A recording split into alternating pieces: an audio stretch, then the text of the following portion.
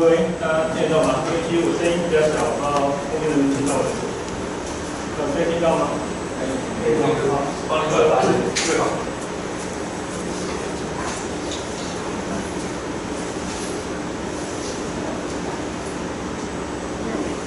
喂，可以吗？那可以听到哈。好，那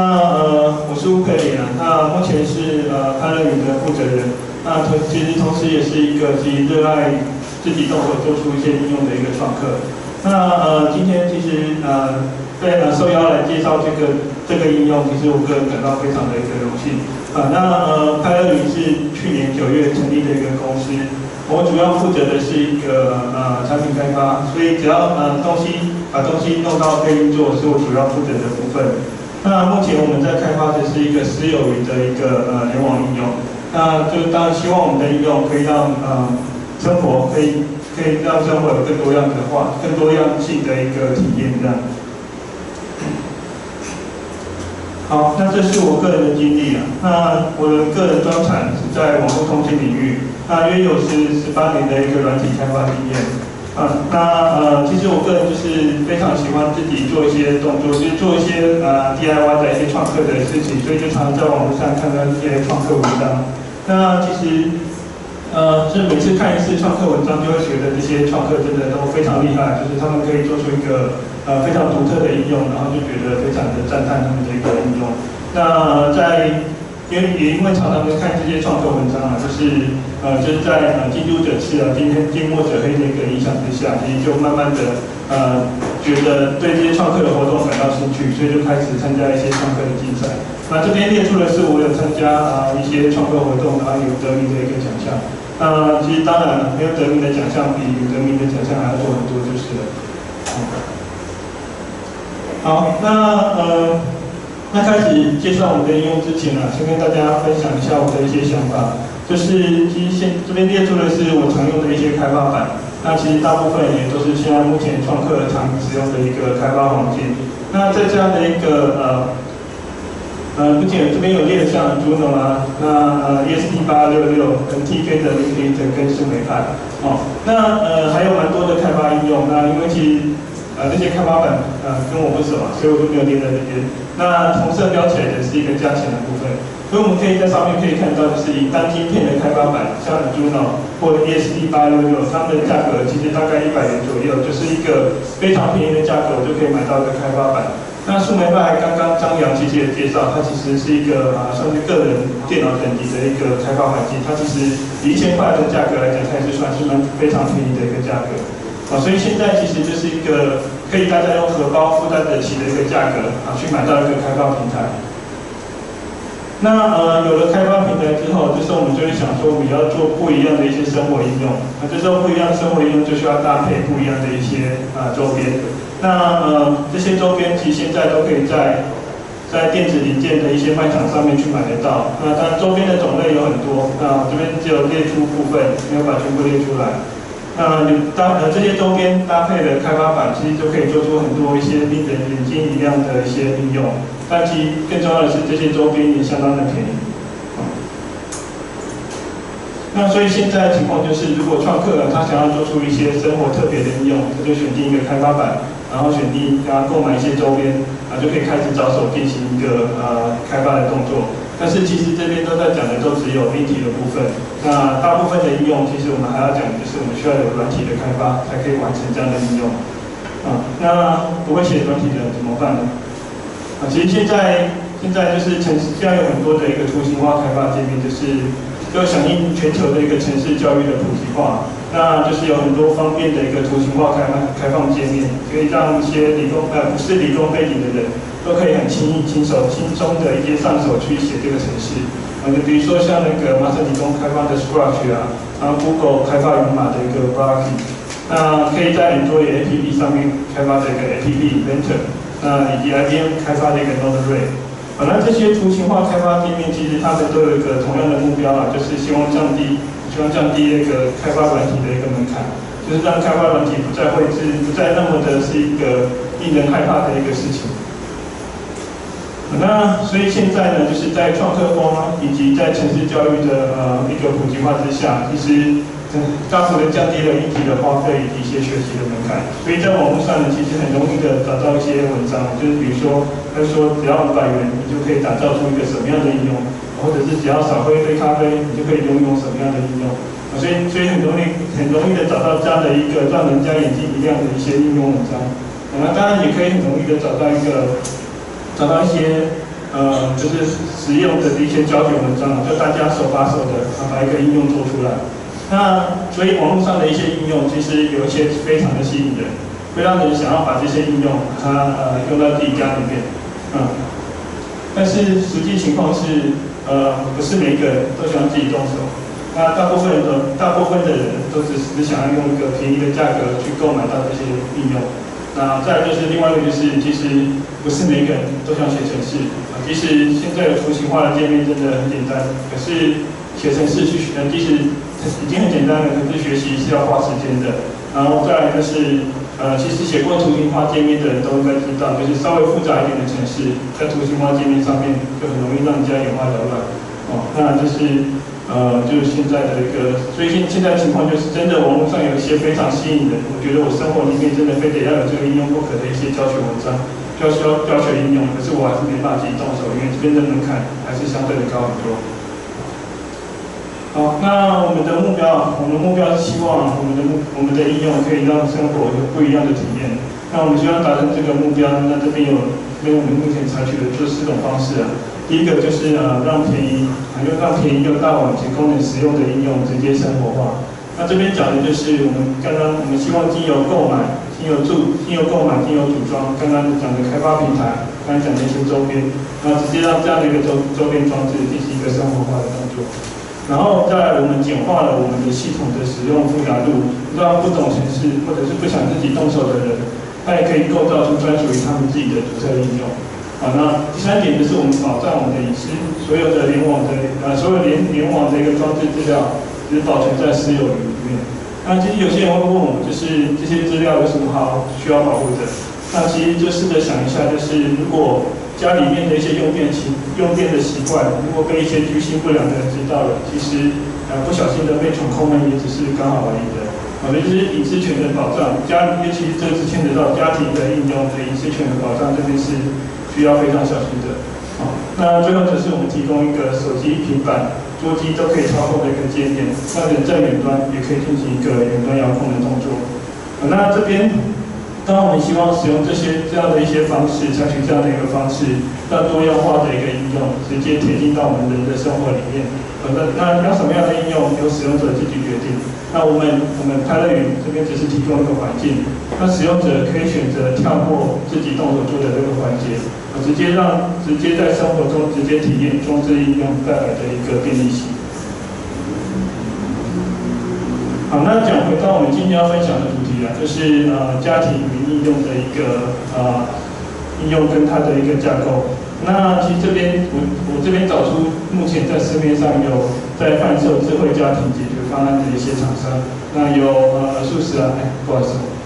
有ASUS，有 Secure First， 有 Casa 跟Frolic这4家厂商。其实有很多的厂商在做这个智慧家庭的这个应用。那我这边只是找PC Home， 其实 PC Home 那边的24小时有这些厂商就把它抓下来，然后把里面的产品贴上来。我们要特别的再去找其他的一些厂商，那就是找 PC Home 有的一些厂商贴上来。那这些厂商其实都有一个特点，就是他们都是有一个中控台。经由这一个中控台呢，跟它的一些周边的装置，然后来进行一个系统化的一个服务。那比如说ASUS的中控台是中间这个装置，然后所以它提供的周边呢，就是有智慧插座，有一个电子门锁，然后有一个人体移动感测，然后有一个警报器，然后有一个门窗的开关的感测器，还有一个温湿度感测器，这是ASUS它的 solution。那另外一个 Secure First 的这个厂商，它的中控台是这一台，然后它又提供一个人体移动感测器。然后一个无线防噪器然后门窗感测器，然后跟 camera 以及一个智慧插座。然后 Casa 其实也是一样，就是中控台，然后其他周边有温湿度感测器门窗感测灯光感测、窗户震动感测、电器感测、空气这个人体移动感测跟烟雾感测器，也是这些周边。那Borolink的话，它的中控台是这边这一台，还有提供门窗感测啊，然后人体移动感测、电灯开关、电器开关跟红外线感测器。这些是其实市面上大概你们可以想象，市面上我们现在买得到的智慧家庭的solution大概就长这个样子。基本上的架构就是有一个中控台，然后跟一些周边来组成的一个系统化的一个服务。当然，我们派乐语也是基于这样的一个架构，就是有一个中控台跟一些周边来组成的一个服务。那这边呈现的是我们的派乐语的一个架构图。那左边是私有云，右边是公有云。那我们重心放在私有云里面的一个控制中心以及 WiFi 周边。这里的 WiFi 周边呢，这里的 WiFi 周边经由 WiFi 来与派乐语的控制中心进行一个连接，然后连接以及沟通的动作。那这边的 WiFi 周边可以是一个WiFi 的控制WiFi 的控制小车啊，然后或者是 IP camera， 或者是温湿度感测器，然后或者是一个宠物喂食机、电源开关，然后洒水系统、红外线路放器，然后人体移动感测或者电灯开关这些装置。那控制中心呢，经由与这些 WiFi 周边进行一个连接，然后提供一个手机、平板都可以操作的界面，让使用者可以经由这样的一个界面直接存取这些装置带来的功能。那此外就是控制中心更进一步的连接了一些云服务，连接公有云的，比如说 FTTT、Facebook、Google 跟 Dropbox 连接这些云服务，来增加我们的控制中心，增加我们系统的一个延伸性。这是我们派乐语的一个架构图。那目前我们资源的议题这边列出我们目前资源的议题。那控制中心目前可以运行在的是树莓派上面，以及可以运行在 QNET 的 SaaS 上面。这是控制中心可以运行的部分。那 WiFi 周边我们主要是搭配了 ESP8266这块开发板。那另外就是可以搭配了有开放一些视讯源的 IP camera， 就是它的 IP camera 如果是我们可以抓到视讯源的话，其实我们都可以支援到我们的一个系统里面来。好，那首先先跟大家介绍我们讲的 WiFi 周边的部分。那 WiFi 周边呢，我们主要搭配的是搭载一个 Wemos D1 Mini 系列这样的一个866的开发板上面。那 Wemos D1 Mini 呢，它除了有866的一个主板以外，它还有其他的一些的周边应用板。那周边应用板跟主板可以用堆叠的方式把相关的周边给堆叠出来。那所以每一个组合应用都是基本上都要有个866的主板，然后有数个不一样的一些周边的应用板。那所以比如说以一个温湿度感测来讲，你就需要组合一个866主板，然后搭配一个电池的充放电模组，电池充放电模组，搭配一个温湿度的感测模组。这样子的东西我组起来，我就可以做成一个有电池供电，然后定期回报给中控中心的一个温湿度感测器。那如果我现在一个866主板搭配电池模组，加上一个重量的感测器，我就可以做出一个电子磅秤。那加上一些按钮组的话，其实我就可以做出一个无线遥控器。加上一个红外线的接受发射器，我就可以做出红外线录放器。那接上这个人体感测模组，可以做出人体移动感测器。接上一个马达，我可以做出电动卷帘或宠物喂食机。接上一个 RFID 读卡机，我可以做出无线读卡器。接上一个水温感测模组，可以做出一个水温感测器。接上 LCD 显示，我可以在我的装置外面做出更多的图形化的一个外表呈现。接上一个6轴传感器，我可以做出一个体感的一个模组。然后接上声音感测或者是振动感测，都可以做出对应的声音感测器以及振动感测器。这边还有很多的应用可以列举，因为毕竟创客solution创客的周边的模组非常的多，还有很多的应用，这边没有一一列举。那只要在这样的一个运行的一个环境里面的866主板运行了我们开发的一个韧体，在上面运行了我们开发韧体，我们就可以让它连接到我们的中控中心，并且提供对应的功能性。这是WiFi 周边的部分。好，那刚刚讲的 WiFi 周边，其实搭配了一些不同的一些3D 外壳，其实我可以做到一些包装。那这样的一个装置，除了可以提供一些功能性以外，我还可以进行有一个基本的外形，跟最少对一些里面的电路板进行一些保护。所以这边就是一些成型的可能就是一些展现这样本式。好，那另外一个我们搭配的 WiFi 周边呢，这边就是有个 AC Relay，AC Relay 交流的一个继电器的一个板子。那这个板子上面有跑一个有8266的一个模组在上面。所以这样 AC Relay 的运作方式呢，就是一边接上一个电源插座，然后对板子供电，然后同时间它另外一边呢，就是可以对电器进行一个交流电的供电的动作。所以我就可以把电器把它接到这板子，然后进行一个控制开跟关的动作。那这边的可以接的电器就是有比如继电器啊，或者是洒水系统、电视开关、电视或者是一个喷雾加湿器电风扇跟桌灯这些等等的应用我都可以接上来。所以比较实际的应用的情境就是这样的一个 AC Relay， 我接上一个洒水系统，我就可以进行一个控制什么时候要进行一个洒水的动作。那这样的一个 AC Relay 接上喷雾加湿器，就可以进行就可以控制喷雾加湿器的开跟关。好，这是我们今年9月在新竹的 Mini Maker Fair 有参展，展示我们的家庭应用的一个系列。那这边我们的中控中心运行在树莓派上面，这是树莓派上面。那现在现场展示的 WiFi 周边有电灯开关，有马达控制，然后有人体移动感测，有温湿度感测器，有红外线路放器，然后也有一个洒水系统在这边。所以这就是在现场我们展示的一个应用。那我们在下礼拜在新北的一个 Mini Maker Fair 也有参展。那如果对我们派乐云的应用有兴趣的人，可以到现场来参观看我们的应用。下礼拜的新北的 Mini Maker Fair。好，那弄过 WiFi 装置的，其实应该都知道，就是 WiFi 的配对连接，其实一直以来都是一个不简单的过程。就是尤其这些 WiFi 周边，它没有一个显示画面，它也没有一个的一个界面。所以这时候其实可以让这个 WiFi 周边跟家里面的一个 AP 进行配对的方式其实不多。那这边我们的配对方式是采用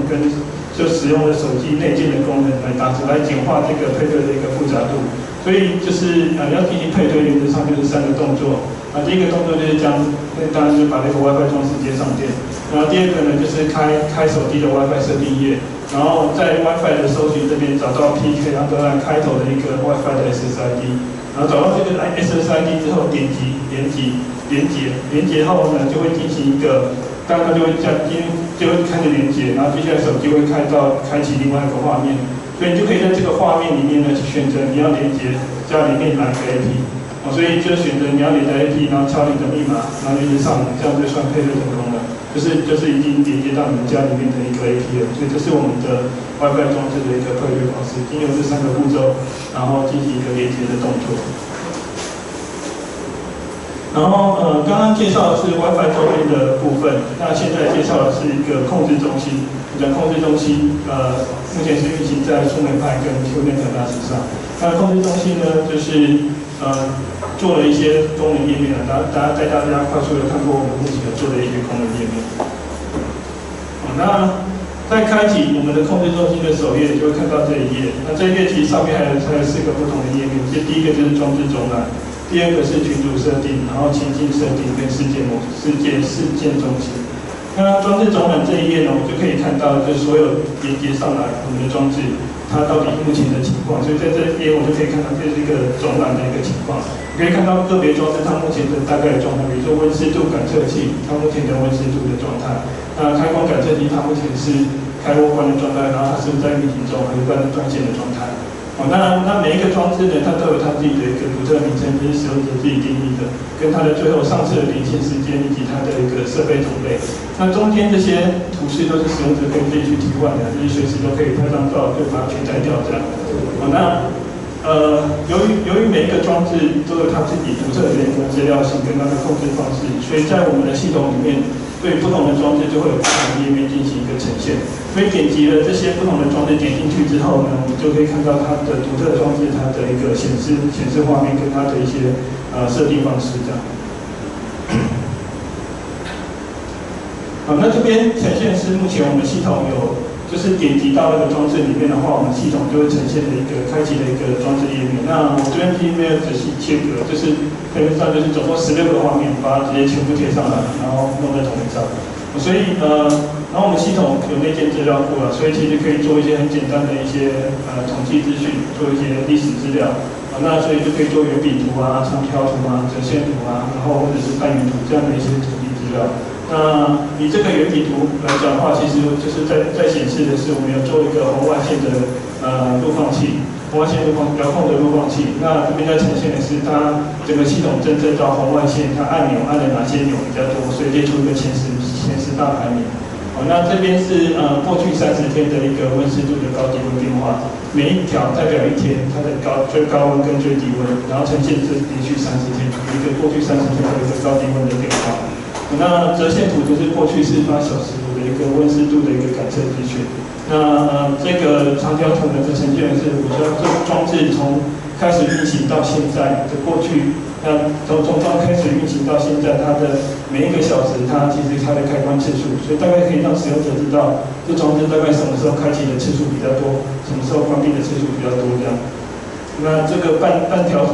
圆形的图就是代表是现在的一个温度计的显示。那除了这些图表的显示以外，我们还可以跟这上面页面进行一个操控，比如说我们的红外线的一个遥控器，我就可以跟他讲说我要进行一个电视开关的按钮执行电视开关，所以按下去之后呢，它就会发射出那个红外线的码，跟电视讲说我电视要打开了或关掉。那或者是音量的大小，就进行一个红外线的一个控制。然后或者是我们可以去看一个现在有的 ID camera 的一个视讯源，其实在我们界面上面去看我们的一个视讯源的资料。那还有其他的一些控制界面呢，那这边就不一一介绍。好，那在我们控制中心里面，我们要把一个 WiFi 装置加到我们系统来，其实就是有这3个步骤。但最重要的步骤就是我们的 WiFi 装置，它已经连接到我们系统上面来了。所以它已经连接到应该讲 WiFi 装置，它已经连接到家里面的 APP， 它已经是在区域网络里面的一个装置了。所以我们就在这样的一个控制中心里面，我要新增一个装置，我就点击搜寻，然后接下来搜寻，它会找到一些装置。然后接下来就点击这个找到的装置，然后再点新增，这样的一个装置就加到我们系统里面来。所以这边我们刚才讲第一个就是 WiFi 装置要怎么加到系统，是有3个步骤，它就可以把一个 WiFi 的周边自己加到一个区域网络，加到他们家里面的网络环境。那只要 WiFi 装置加到自己的家里面的网络环境之后呢，那我的控制中心就可以经由这3个步骤，第一个是一直都下一步的动作，最后就可以把这装置加到我们的中控中心。就直接连接使用了。好，那这边接下来介绍这群组设定呢，我们其实也有提供一些功能，就是当我们连接的装置越多，可能就想要做一些群组化的一些 grouping 的一些事情，所以我们可以根据装置的区域位置，或者是根据装置的功能，把它区域化。所以就是当我们对一个群组做一个动作的时候，其实就等于说对这个群组下面的所有的电器，同时进行一个开跟关的动作。好，那另外还有情境模式啊，情境模式就是可以针对在这个情境模式里面定义的电器做一个依序开启或关闭的动作。比如说，我可以说玄关灯先开启，然后2分钟后把玄关灯关掉，然后最后再开启那个客厅灯。所以就是这样的一个依序的动作，我们可以在这个情境模式里面去定义。好，那在事件显示这边呢，则会显示我们所有的一些周边它的回应资讯，以及我们控制台本身的一些产生的一些讯息。那比如说我们可以看到它周边它回报了现在的温湿度它的一个资料，或者是它感测器感测到有人体移动，那或者是系统本身它开始触发规则触发到了，开始进行一个冲水，或者是做一些开始做一些动作，这都会在事件中心里面进行一个呈现。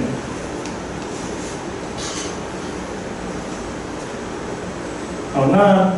接下来介绍我们的事件中心了。其实我们事件中心是我们的主要的一个核心功能之一。它其实可以把所有的装置连接起来，然后让所有装置进行一个协同运作，就是让他们可以彼此的互相沟通，然后接下来做一个本来每个装置都是一个独立个体，可是经由一个事件触发的一个这样的一个功能，我可以让所有的装置把它串接起来，变成一个连续的事件。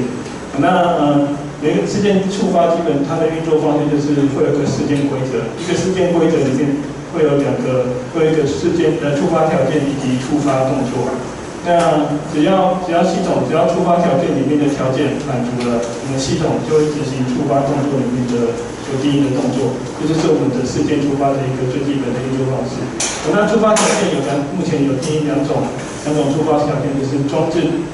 状态的触发跟时间的触发。